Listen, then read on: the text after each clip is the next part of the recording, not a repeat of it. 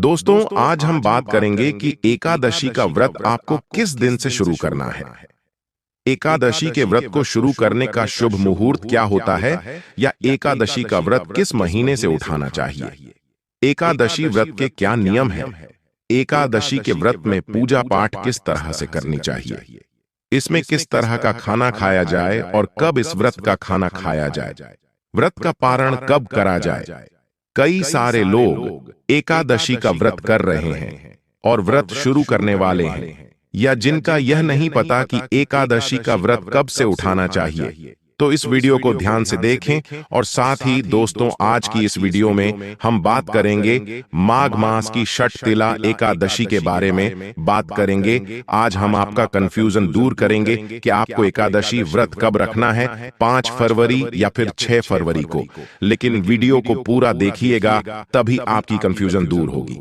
तो आज की वीडियो में हम जानेंगे कि षटतिला एकादशी इतनी महत्वपूर्ण क्यों है, इसका महत्व, षटतिला एकादशी कब है, कब रखे, व्रत का पारण कब करें, एकादशी और द्वादशी तिथि कब से कब तक है, पूजा का शुभ समय क्या है, राहु काल का समय क्या है, व्रत का पारण किस दिन करेंगे और किस चीज से करें, हरिवासर कब से कब तक है। सारी बातें आज की इस वीडियो में जानेंगे, तो आप अंत तक वीडियो में बने रहे।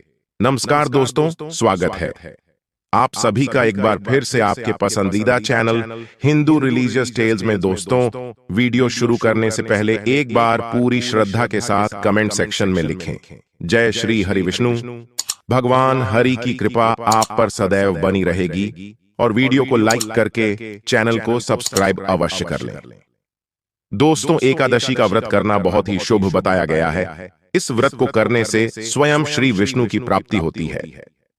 जीवन के सभी पाप, रोग, कष्ट इत्यादि मिट जाते हैं। तो एकादशी या 11 की तिथि का व्रत किस तरह से करा जाता है, एकादशी व्रत की क्या विधि है, ये मैं आज आपको बताने वाला हूं। सबसे पहले हम बात करते हैं एकादशी व्रत कब से शुरू करें। एकादशी का व्रत दोस्तों 2 तरह का होता है, नित्य और काम्य व्रत। जब आप नित्य व्रत करते हैं तो उसमें केवल आप भगवान की उपासना करते हैं, और जो भी आप व्रत कर रहे हैं उसके लिए आप भगवान से कोई भी आशीर्वाद मनोकामना नहीं मांगते हैं। इसे हम बोलते हैं नित्य व्रत। इसे हम किसी भी एकादशी से उठा सकते हैं। इस व्रत को उठाने का कोई नियम नहीं है। अब दूसरा व्रत आता है काम्य व्रत। हमारे जीवन में बहुत सारे तरह के दुख, तकलीफें, कठिनाइयां आती है। किसी के पास धन नहीं है, किसी के पास संतान नहीं है, किसी के जीवन में रोग सता रहे हैं, किसी के जीवन में दुख संपदा की कमी। कई ऐसी बातें हैं जिनको हम दूर करना चाहते हैं, इसलिए भगवान की शरण में जाते हैं, प्रार्थना करते हैं और व्रत करते हैं। अब हम चाहते हैं कि हमारे जीवन की जो भी समस्याएं हैं वह दूर हो जाएं। हमें हमारे मनोवांछित व्रत का फल मिले, तो इसे हम बोलेंगे काम्य एकादशी व्रत है। एकादशी का व्रत शुरू न करने के लिए 3 महीने बताए गए हैं, मलमास, पौष और भादो का महीना। इन तीनों महीनों में आप एकादशी का उपवास शुरू मत करिए। इसके अलावा दूसरे सभी महीनों में इस व्रत को शुरू कर सकते हैं, पर इसमें भी उसको 4 महीने बहुत ही श्रेष्ठ बताए गए हैं, जिनमें कि आपको इस व्रत को अवश्य शुरू करना चाहिए। सबसे पहले हम बात कर लेते हैं मार्गशीर्ष का महीना। इस महीने में दोस्तों उत्पन्ना एकादशी आती है, साथ ही साथ मोक्षदा एकादशी आती है। ऐसा कहा गया है कि एकादशी माता का प्रादुर्भाव उत्पन्ना एकादशी के दिन से हुआ था, जिसके महत्व की कथा मैं बहुत ही जल्दी आपको बताने वाला हूं। मैं आपको वैसे भी पूरा एकादशी को जो महत्व है वह बताने वाला हूं। तो दोस्तों, एकदम ध्यान से सुनिएगा। तो आप चाहे तो मार्गशीर्ष महीने की उत्पन्ना एकादशी से एकादशी व्रत करने की शुरुआत कर सकते हैं। अगर आप इस महीने में नहीं कर पाते हैं तो आप चैत्र के महीने, वैशाख के महीने या माघ के महीने से एकादशी व्रत करना शुरू करते हैं, तो यह महापुण्यदायी फलदायी होती है। आपकी मनोकामना जरूर पूरी होती है।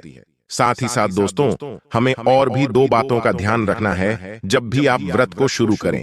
पहली बात कि गुरु तारा और शुक्र तारा उदय होना चाहिए। शुक्र हमारे जीवन में धन वैभव लेकर आता है। गुरु हमें हमारी जो भी आवश्यकताएं हैं उनको पूरा करने के लिए कि हमें किस तरह से काम करना चाहिए, क्या योजनाएं बनानी चाहिए, सबको गमन करता है। तो ये दो ग्रह हैं, इन दोनों को उदय होना चाहिए। अब आप पूछेंगे कि आपको कैसे पता पड़ेगा। दोस्तों, कैलेंडर में आप देखेंगे कि जब भी आपके पास कोई भी पंचांग है, खास तौर पर मैं पंचांग की बात कर रहा हूं जिसमें तिथि दी रहती है, त्योहार दिए रहते हैं, वहीं पर दोस्तों पंचांग में ऊपर की तरफ से छोटा सा ब्लॉक होता है जहां ग्रह स्थिति दी होती है।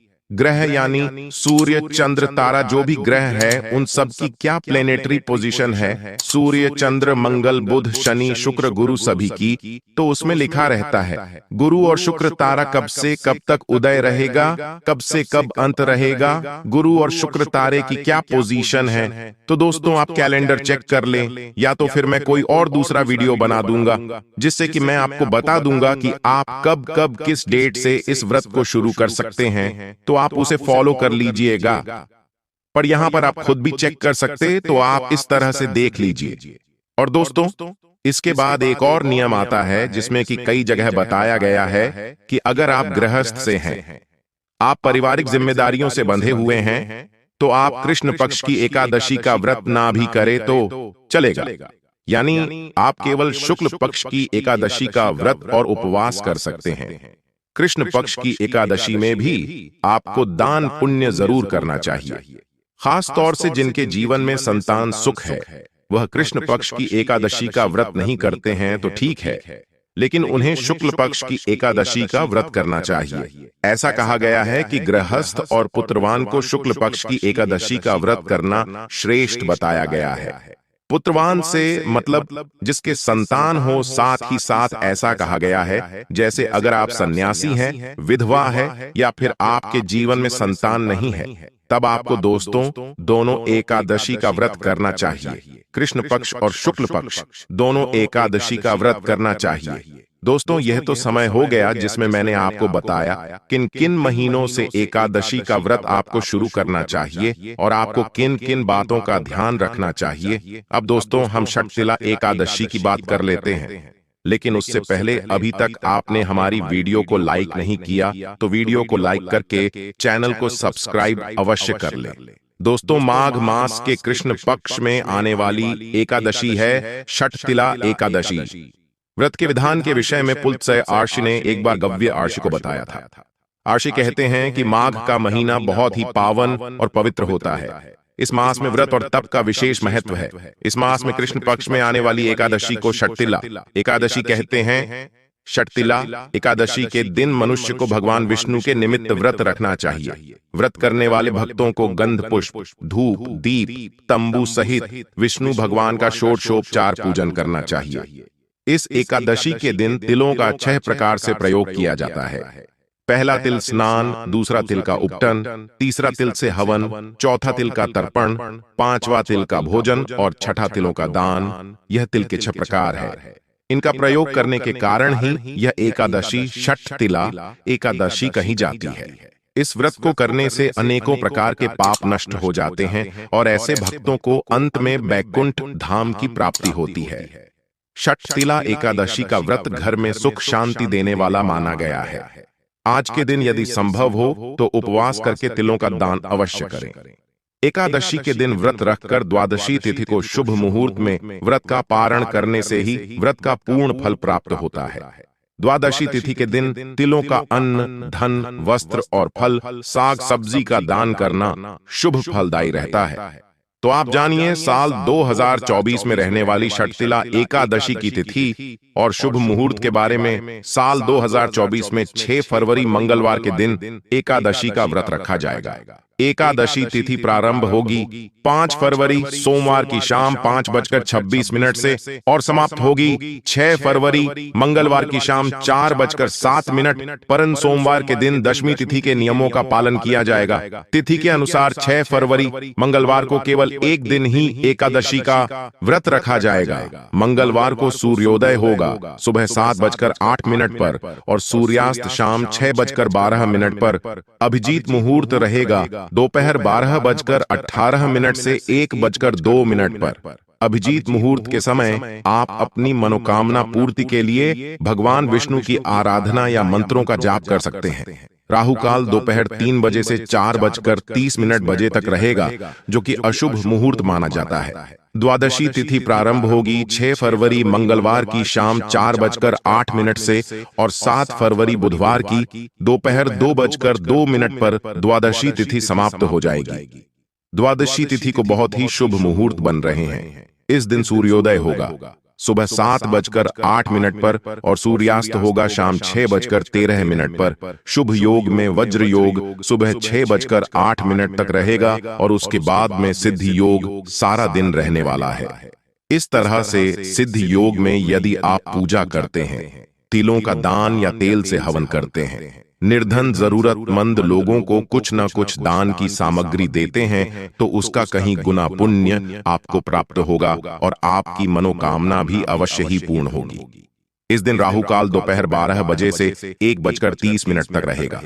व्रत का पारण किया जाएगा 7 फरवरी बुधवार को सुबह 7:08 से 9:50 के अंदर।